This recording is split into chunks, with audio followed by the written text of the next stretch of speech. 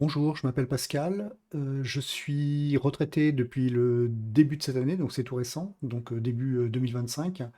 Et j'envisage de faire le GR10 avec une date de départ au 12 mai de cette même année. Et ce sera juste après ma date d'anniversaire où j'aurai 63 ans. Donc pour faire ce genre de périple, ben, il y a un minimum de préparation. Donc il y a une préparation physique, il y a une préparation au niveau du matériel, mais il y a aussi une préparation au niveau du parcours. Donc là, c'est ce que je vais vous décrire maintenant. Alors, je ne suis pas persuadé que la méthode que j'ai utilisée, ce soit la meilleure. Je pense que s'il y a d'autres façons de faire plus simples, il ne faudra pas hésiter à le mentionner dans les commentaires. En tous les cas, moi, après avoir fait pas mal de picorage, j'ai trouvé un site qui me convenait plutôt bien. Donc, j'ai trouvé le site GR10, la Grande Traversée des Pyrénées. Donc, c'est un site qui est maintenu, enfin, je ne sais pas s'il est maintenu, mais en tous les cas, le contact, c'est Eric Chéniaud, avec son adresse, ses email et son numéro de téléphone. Et en fait, sur ce site-là, vous trouvez enfin, le GR10 a été subdivisé en 10 grandes étapes. Donc, il y a la première étape, là, par exemple, si on prend celle-ci qui va de Hendaye à Irati, ensuite on a du Irati à Gabas, etc., etc. Et cetera. Et c'est des étapes qui vont de 75 à 140 km. Alors, quand je dis étape, c'est pas étape à faire en one shot, hein, c'est des grandes étapes qu'il va falloir ensuite subdiviser en fonction du dénivelé, du nombre de kilomètres à parcourir, des points de ravitaillement, des refuges et campings, etc., etc. Donc ça, on en parlera un petit peu plus tard. Donc moi, tout ça, ça m'allait très très bien. Alors, ce que je voulais, c'était avoir la trace complète. D'ailleurs, à ce propos, il y a aussi des variantes hein, qu'on peut utiliser. Donc ça peut être intéressant, par exemple, si vous voulez visiter des zones enneigées ou autres. Donc moi, ce que je voulais, je reviens à ce que je voulais, c'était avoir une trace complète et je ne l'ai pas trouvé sur ce site-là. Bon, peut-être que j'ai mal cherché, hein. Donc, par contre, j'avais accès à tous ces fichiers-là. Donc, ce que j'ai fait, c'est que je les ai tous téléchargés. Et ensuite, j'ai essayé de trouver un outil sur la toile pour pouvoir me faire la concaténation de tous ces fichiers-là. Et en fait, j'ai pas trouvé. Enfin, j'ai pas trouvé au moment où j'ai cherché à faire cette concaténation. Alors que finalement, il en existe bien un. Donc, j'en parlerai peut-être un petit peu plus tard. Donc, la manière dont j'ai procédé à l'époque, avant de trouver cet outil en ligne, dont je vous parlerai un petit peu plus tard, eh bien, j'ai téléchargé tous ces fichiers-là et j'ai posé tout ça voilà, dans un environnement Python. Donc, j'ai créé un petit programme Python pour faire cette concaténation. Alors, si vous regardez les fichiers, bon, c'est somme toute assez simple, hein, c'est des fichiers XML où vous avez des balises et puis un certain nombre d'informations comme la latitude, la longitude, l'élévation et l'eurodatage. Voilà. Donc, mettre bout à bout toutes ces traces, ça revient grosso modo à concaténer tous ces fichiers les uns derrière les autres en respectant le jeu de balises. Donc, pour faire ça, j'ai utilisé ce petit programme en Python. Alors, on voit que c'est relativement simple, hein. Là, j'ai mis la liste des fichiers à concaténer. Donc, on voit, j'ai dit qu'il y a 10 étapes, là, il n'y en a que 8 en fait. Donc là, les 8 fichiers qui fragmentent en fait le GR10. Et ensuite, vous avez une petite moulinette qui fait du merge, c'est-à-dire qui concatène en fait tous ces fichiers. Et une fois que ces fichiers sont concaténés, le fichier de sortie, c'est celui-ci. Donc on voit qu'il est beaucoup plus gros. Et là, vous avez l'intégralité du GR10.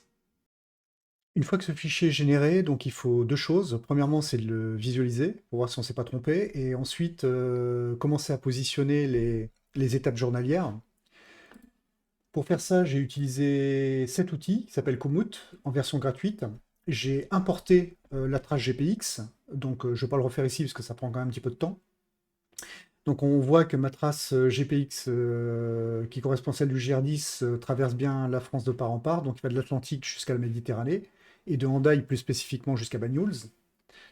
Donc ensuite, pourquoi j'utilise cet outil? Parce qu'il est assez intéressant dans le sens où on voit le dénivelé de tout le parcours, de bout en bout.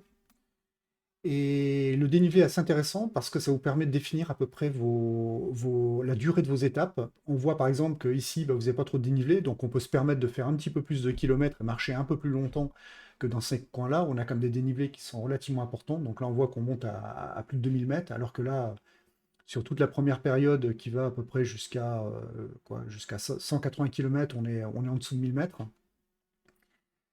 Donc voilà, une fois que j'ai défini ça, je vais vous montrer comment j'ai défini mes étapes. Alors, le premier jour, je vais dormir dans ce coin-là. J'ai réservé un Airbnb dans ce quartier-là. Donc le premier jour, je vais faire le trajet de Tours, parce que j'habite à Tours, à Hendaye. Et ensuite, le lendemain, je vais faire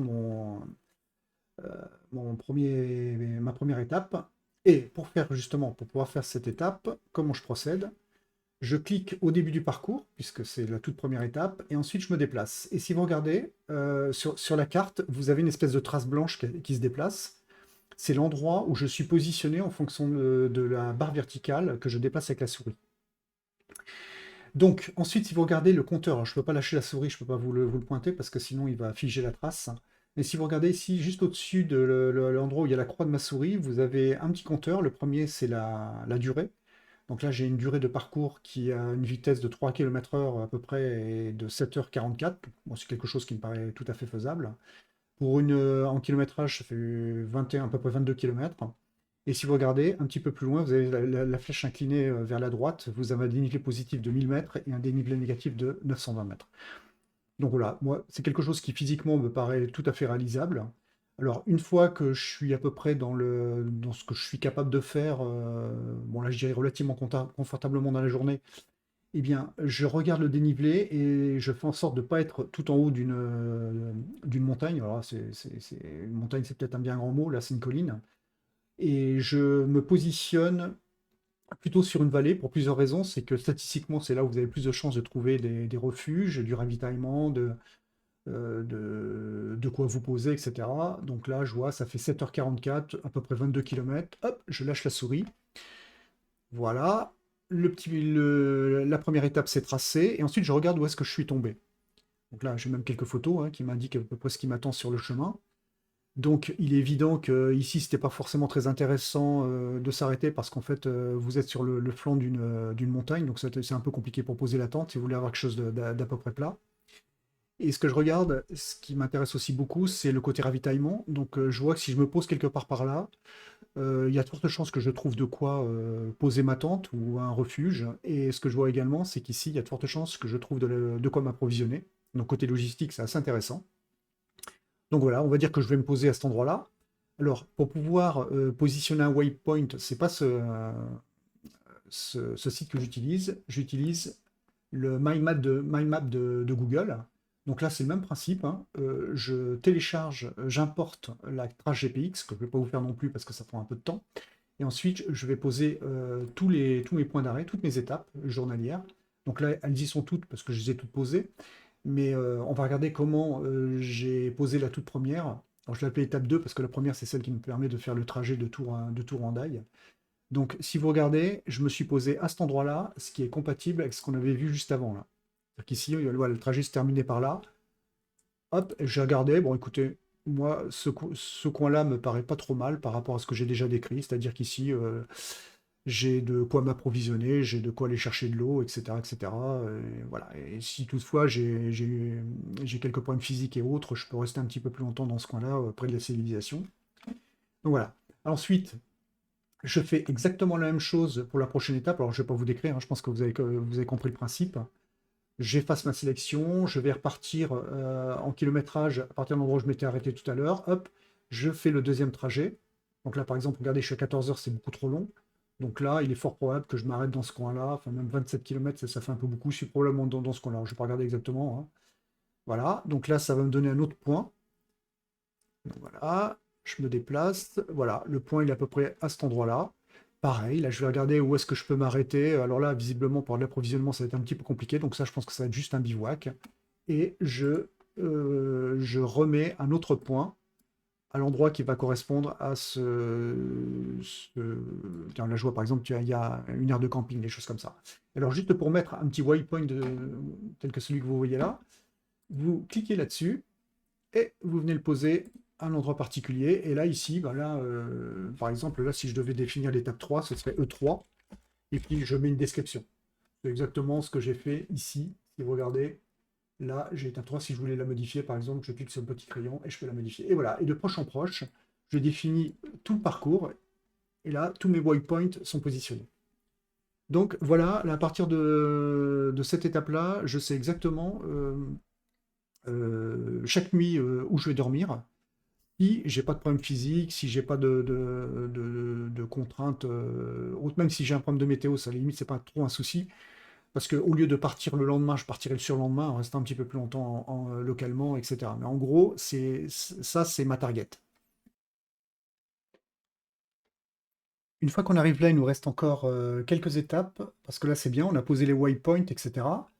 La seule chose, c'est qu'on n'a pas encore créé de fichiers qui nous permettent d'intégrer à la fois la trace GPX et les waypoints positionnés aux bonnes coordonnées. Donc pour ça, ce qu'on va faire, c'est qu'on va exporter ce qu'on vient de faire, et il n'existe que deux formats, le KML et le KNZ. Alors demandez-moi pas à quoi correspondent ces formats-là, je m'y suis pas intéressé plus que ça. En tout cas, moi j'ai pris la version par défaut, j'ai downloadé, donc je pense que c'est le KML qui est exporté par défaut. Donc vous downloadez l'intégralité de votre travail, l'intégralité de la map. Bon là ça avait déjà été fait, bon on va le réécraser, hein.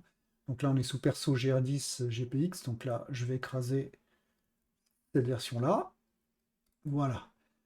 Voilà, donc là, ça veut dire que j'ai exporté à la fois toutes les coordonnées qui correspondent à ma trace GPX. Donc en fait, ça correspond aux coordonnées que j'avais déjà importées à la base à travers ce petit outil. Et là, en plus de ça, je vais avoir en même temps mes balises. Donc à partir de ça, on l'a vu, j'ai pas exporté au format GPX parce que lui ne l'a pas par défaut. Donc il faut passer par un autre petit outil. Alors c'est le fameux outil dont je voulais que j'ai trouvé un petit peu sur le tard et qui m'aurait permis potentiellement, je n'ai pas fait l'essai, hein, mais de concaténer toutes les traces dont je vous parlais tout à l'heure, tirées de ce site-là. Voilà, donc si jamais vous voulez faire le même type d'opération, bah, ou plutôt que de passer par un programme en Python, vous pouvez utiliser cet outil. Donc là, ce que je vais demander, c'est un format de sortie GPX et je vais aller sélectionner le fichier que Google, que MyMap Google vient de me générer. Donc je vais sélectionner le fichier, il est là, donc on le prend et ensuite on va le convertir. Donc là, alors il y a tout un tas d'options que vous pouvez activer ou ne pas activer. Si par exemple vous voulez virer toutes les traces, vous pouvez le faire et récupérer que les waypoints ou inversement, etc. Enfin bon, on ne va pas rentrer dans le détail. Ça, il suffira de vous regarder un petit peu la documentation par rapport à ce que vous voulez faire. Il y a pas mal d'options. Il est assez intéressant ce petit outil. Et là, on va lancer la conversion. Alors j'espère que ça ne va pas être trop long. Donc là, il est en train de charger le fichier KMZ. Ah ben ça c'est rapide. Voilà. Et puis, il a chargé le fichier KMZ, il l'a transformé en GPX. On voit d'ailleurs ici, je peux le downloader. Alors, ce qu'on va faire, c'est que nous downloader, puis éventuellement l'envoyer sur ma montre. Moi, j'ai une montre Garmin, je vous montrerai tout à l'heure comment je procède. Mais sinon, dans un premier temps, ce qu'on va faire, c'est qu'on va la visualiser. Donc là, vous avez plusieurs outils. Bon, moi, celui que j'utilise, c'est celui-ci, la Google Maps, mais il y a aussi Google Earth, etc., etc. Bon, je vais prendre celui-ci que je n'ai pas encore utilisé, on va voir ce qu'il donne. Et normalement, là, on devrait retrouver notre trace GPX avec tous les waypoints. Voilà, c'est exactement ce qu'on voit là.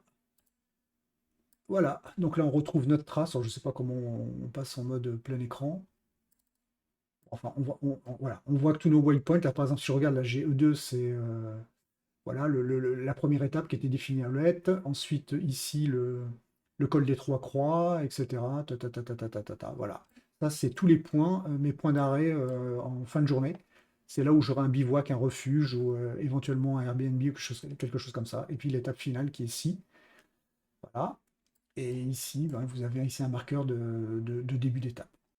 À ce stade, on pourrait considérer qu'on a à peu près tout ce qu'il faut pour faire le GR10. On a le tracé, donc la trace GPX du tracé, donc on ne va pas s'écarter. Et on a également les étapes de fin de journée. Par contre, alors, ce qui serait bien, c'est quand même de voir la carte en entier. Je crois que avec View, je pense qu'on doit parler d'abord. Là, c'est parfait. Je ne sais pas si vous vous souvenez, mais la manière dont j'ai positionné les différentes balises, c'est pas extrêmement précis, hein. J'ai posé les balises à un endroit où potentiellement je pourrais être susceptible de trouver ce qui pourrait m'intéresser en termes de logistique. Donc on l'a dit pour le ravitaillement ou pour aller dormir. Par contre, j'ai pas les points GPX précis de ces endroits. Donc, ce que je me suis dit, c'est ce qui serait intéressant, c'est de trouver un utilitaire qui puisse me parcourir la trace GR10 et qui me donne à plus ou moins 1 km ou plus ou moins 2 km tout ce que je peux trouver avec des coordonnées GPX précises qui pourra m'être utile pendant mon parcours. Donc, ça peut être une épicerie, une boulangerie, un café, un Airbnb, ou que sais-je encore. Donc, j'ai cherché des outils pour faire ça en ligne. Alors, j'en ai trouvé un. Je crois que c'est celui-ci, s'il veut bien monter. A priori, on peut faire ce genre de travail, mais j'ai pas réussi à l'utiliser parce que j'ai pas réussi à charger une trace GPX, etc. Donc, comme d'habitude, je me suis rabattu. Alors, je sais pas où était ma carte. Non, elle est probablement là. Bon, enfin, peu importe. Je me suis rabattu sur un programme Python. Ouais, ça doit être ça. Voilà. Alors ici, j'ai pris... Voilà, le voilà. Alors là, le but, c'est pas de rentrer dans le détail de tout ce que fait ce programme, mais je vais juste vous donner les grandes lignes. Donc ce programme, oui, c'est bien celui-ci. La première chose qu'il fait, c'est qu'il va charger le fichier complet, donc le fichier GPX que j'ai généré précédemment avec toutes les balises. Et il va regarder où est-ce qu'on peut trouver, alors, c'est un petit peu plus haut, voilà, où est-ce qu'on peut trouver tout ce qui pourrait m'intéresser. Là, par exemple, j'ai mis supermarché, j'ai mis épicerie, j'ai mis boulangerie, restaurant, café, etc., etc., le camping, les points d'eau et tout ce qui s'ensuit. Et je lui ai demandé, ben, cherche-moi tout ce que tu peux trouver, tu me sors la latitude, la longitude de tous ces magasins à une distance inférieure à 2000 mètres par rapport à mon tracé GR10. Et je lui ai demandé de me générer donc le GPX avec ma trace originelle, plus les waypoints qui vont correspondre à l'endroit où je peux potentiellement me poser en fin de journée, et également tous ces points avec des coordonnées extrêmement précises, donc qui vont me permettre de compléter toute la partie logistique. Donc ils vont me permettre d'aller m'approvisionner, d'aller boire, d'aller trouver des endroits pour dormir. Voilà, alors voilà, donc là on le voit par exemple, il va s'appeler GR10 enrichi GPX, donc lui il va contenir l'intégralité de ce que je viens de vous dire. Et ce que j'ai demandé également, alors il faut que je le retrouve là-dedans, je lui ai demandé de me faire un fichier Excel, alors, voilà, qui est là, et qui sous forme de lignes et de colonnes me recense l'intégralité de ces points. C'est-à-dire que il y a l'intitulé, il y a savoir si c'est un restaurant, comment s'appelle le restaurant, sa latitude, sa longitude, la distance par rapport au GR10, etc., etc. Donc l'intérêt de tout ça, c'est de pouvoir consulter ça en offline. C'est-à-dire que si j'ai pas de réseau, ben, je pourrais euh, soit directement avec la trace GPX, parce que la trace GPX, le GPS n'a pas besoin de réseau pour fonctionner, m'orienter sur le point qui m'intéresse, ou alors utiliser mon fichier Excel, récupérer la longitude et la latitude que je peux rentrer dans ma montre et qui me permettra de me diriger sur ce point en particulier. Donc voilà, donc ça a été réalisé, les fichiers ont été générés. Alors je ne sais pas si on peut voir le fichier Excel. Voilà, bah tiens, le fichier Excel il est là. Alors on va voir ce qu'il a dans le corps. Mais normalement, s'il veut bien le charger, voilà. Là par exemple, on voit le nom, le col dit Bardin, voilà. Ça, je ne sais pas trop à quoi ça correspond. Bah, si, c'est voilà. J'ai voilà, j'ai toutes les informations. Alors là, normalement, il faudra un petit programme pour décortiquer ça, mais bon, ça parle relativement facilement. Ici, on a latitude, c'est surtout ça qui va être intéressant, la longitude et la distance par rapport voilà, la distance par rapport au trail. Donc là, on voit qu'on a 1,3 km. Ensuite, ici, on a un campsite. Bon, ben voilà, si je veux aller à cet endroit-là, ben, je sais quoi positionner au niveau de ma montre et je sais à peu près, bon, j'aurai 400 mètres à faire, etc., etc. Voilà, ça c'est l'intégralité des points que je peux trouver aux alentours de ma trace GR10 qui va de Hendaye à Bagnols. Autre point important, j'ai également demandé au programme, ça je l'ai oublié, mais c'est important, de générer une page HTML, voilà, c'est ici, qui, euh, qui remonte toute la map avec tous les points d'intérêt que je viens de citer, donc les étapes plus les points où je peux trouver les ravitaillements, etc. Et tout ça de manière complètement déconnectée, donc dans un fichier. Donc ça, c'est le fichier, il va s'appeler carte.point of interest gr10.html. Donc on le retrouve quelque part par là. Voilà, ici, bon là on comprend rien, hein, c'est illisible, c'est du HTML, c'est normal. Par contre, si vous le faites lire à un explorateur quelconque, hein, bon là j'ai Chrome par exemple, voilà ce que ça donne. Donc là, qu'est-ce qu'il a fait? Je retrouve tous mes points d'intérêt. Voilà. Donc, par exemple, on va se rapprocher. Donc là, ça, c'est une carte. Alors, ce qu'il faut voir, c'est que ce qui est intéressant, c'est que c'est complètement offline, hein. Regardez, ça, c'est un fichier, hein. Je ne le prends pas sur la toile, hein. C'est vraiment quelque chose que je prends en local. Donc, ça veut dire que moi, je vais pouvoir le charger dans mon téléphone et le consulter. Et donc, si j'ai pas de réseau, je pourrais malgré tout avoir ce type d'information. Et là, on voit qu'il a bien respecté tout ce que je lui ai demandé. Si vous regardez tout autour du GR10, il m'a trouvé des points d'intérêt. Alors, on peut en regarder quelques-uns. Si je regarde celui-ci, par exemple, voilà, bon, drinking water. Donc, c'est un endroit où je peux prendre de l'eau. Si je regarde celui-ci, ça c'est quoi? Ça a l'air d'être un magasin. Ça, ensuite, c'est quoi? Ça, c'est un café. Voilà, voilà. Donc là, j'ai tous les. D'ailleurs, on le voit ici, hein. J'ai tous les points d'intérêt. Alors, j'ai mis une borne à 2 km près, donc on retrouve effectivement quelques points qui sont un peu décalés par rapport au GR10. Au fur et à mesure, je vais voir les endroits où potentiellement je peux me ravitailler. Là, on voit par exemple que ça va être un petit peu compliqué. Là, il faut que je fasse un bon plein là, de nourriture, éventuellement de boissons si je ne trouve pas de ruisseau, etc., pour pouvoir franchir ces étapes-là. Donc on voit un peu les étapes qui risquent d'être un petit peu compliquées. Donc ça, je pense que ça peut être vraiment très très utile, surtout si vous n'avez pas de réseau. À ce stade, on peut considérer que tout le traitement de données autour du parcours concernant les injections de points d'intérêt, d'étapes, de traces GPX, etc. est terminé. Non, ce qu'il faut faire, c'est transférer cette trace GPX sur notre device. Alors, ça peut être un smartphone ou une montre. Moi, en l'occurrence, je vais présenter le transfert vers une montre de type Garmin. Donc moi, alors je suis pas un grand spécialiste de Garmin, hein. J'ai ma montre que depuis 6 mois. J'ai une Enduro 3. Et avant, je n'utilisais pas trop ce type de dispositif. Donc j'ai essayé de me familiariser un petit peu avec l'interface Garmin. Alors au risque de me mettre un peu les puristes à dos, là je considère que l'interface c'est vraiment pas du tout convivial, hein. J'ai eu beaucoup de mal à m'en sortir avec les différents menus, etc. J'ai le sentiment que Garmin traîne le poids de tout son historique. Ils ont essayé de faire des choses avec une compatibilité ascendante. Alors, du coup, on a plein d'applications qui font des choses un peu différentes, qui marchent pas toujours très très bien. Moi, parfois, il faut que je les reprenne à plusieurs reprises. Alors peut-être que je me prends mal, c'est probable. Bon, enfin, bon, bref, on est un peu hors sujet. Par contre, ce que j'ai compris, c'est que pour injecter un parcours, la façon la plus simple, c'est d'utiliser cette application connect.garmin.com, ensuite de passer par entraînement et planification, et ensuite de cliquer sur parcours. À partir de là, on va injecter notre trace. Donc, on fait importer, on fait parcourir. Alors, quelquefois, ça marche pas, hein. Donc là, ce que j'ai fait, c'est que pour être sûr que ça se charge dans un temps à peu près raisonnable, j'ai fait une partie raccourcie, ce que j'ai appelé la short version, et j'ai pas tout intégré, hein. J'ai pas mis tous les points d'intérêt. Parce que comme je l'expliquais, ma montre est capable de prendre toute la trace GPX plus les fins d'étape journalières. Par contre, elle n'est pas capable de prendre toute la partie point d'intérêt, parce que ça fait beaucoup trop lourd, hein, en termes de data. Mais ça ne change pas pour autant la légitimité de ce qu'on a pu faire auparavant, parce qu'avec les fichiers dont je pourrais avoir accès hors ligne, c'est-à-dire sans réseau, je pourrais malgré tout, avec mon smartphone, déterminer les différentes coordonnées GPS et donc programmer ma montre pour qu'elle aille vers un point particulier. Voilà, donc là, on va charger cette trace. Voilà, fait mise en route. Voilà, alors si c'était la trace complète du GRD, ça prendrait plus de temps. Donc là, on voit qu'on a un bout du trajet avec effectivement les étapes de fin de journée. Donc là, on se souvient un petit peu de celui-ci. Donc là, on se met en mode randonnée. Bon, la carte n'est pas très jolie, hein. Alors, ce qu'on voit aussi également, c'est les profils, hein. Donc ça, c'est assez intéressant. Et ça figurera également au niveau de la montre. Et donc à partir de là, on met les différentes informations, hein, voilà, le GR10 complet, etc., etc. Alors je ne vais pas aller jusqu'au bout de la procédure, hein, mais en gros, ce qu'il faut, c'est enregistrer. Vous définissez, moi je mets toujours tout en public, hein, après, chacun fait ce qu'il veut. Je ne vais pas le faire parce que je pense que je vais écraser mes datas, hein.